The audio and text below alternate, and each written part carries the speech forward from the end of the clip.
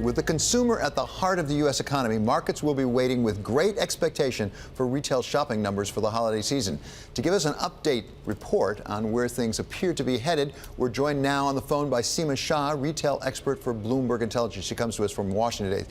Seema, welcome to the program. So I read what you had to write last Friday, just before Christmas, that had some warning indications about where we are on retail sales. How good a sense do we have of how it's going?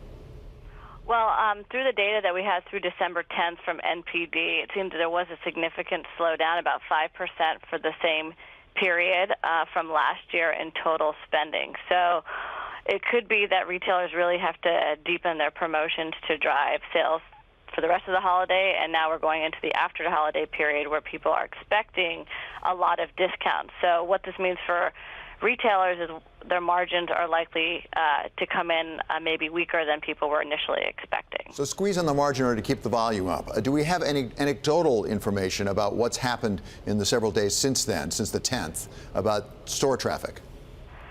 Store traffic in-store likely continues to be very weak.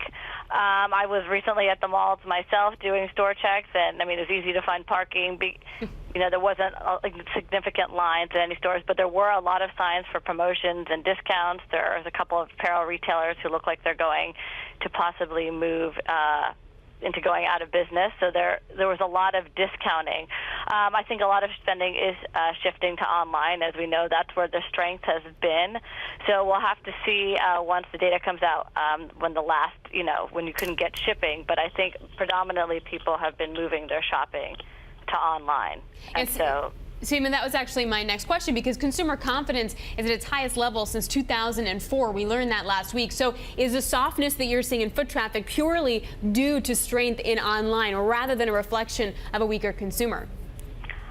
Personally, I think it's a little bit of both. I think that the online business is still very strong, but if you look at like November retail sales, they came in a little bit weaker.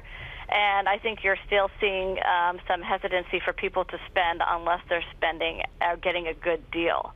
So I don't think people are spending unless they know that they're getting a deal. So I think that's what the risk is for retailers. And I think people are also unsure as to what next year the new administration, what his policies will mean for their pocketbook. So I think we might see some caution until people understand exactly what the policies will be. Seema, when it comes to driving the U.S. economy, is an online shopper the same as an in-store shopper? Because with online, you have price discovery that's much more difficult when you go to bricks and mortar. Does it really squeeze down the margin? I think in some senses it does, especially as everyone offers lower thresholds for shipping, because once you meet that expectation for shipping, or you're an Amazon Prime member, for example, you usually can buy what you need and go out. So I think you have that, you lose a little bit of that impulse buying, you know, where you're on your way to the checkout and you pick something up, or you see something that just catches your fancy. It's harder to have that experience online, I think, than in store.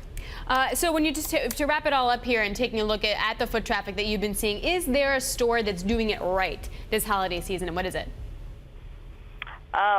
In my space, in the hardline space, they're not mall retailers, so it's hard to say, but I would say the one retailer I have that's probably doing really well would be Ulta.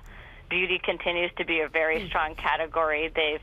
Their omni-channel initiatives, the mix of their online and in-store marketing and experience is very strong. They have great products. They have a lot of newness in the store, so I would think that the beauty guys, particularly Ulta, would be doing pretty well.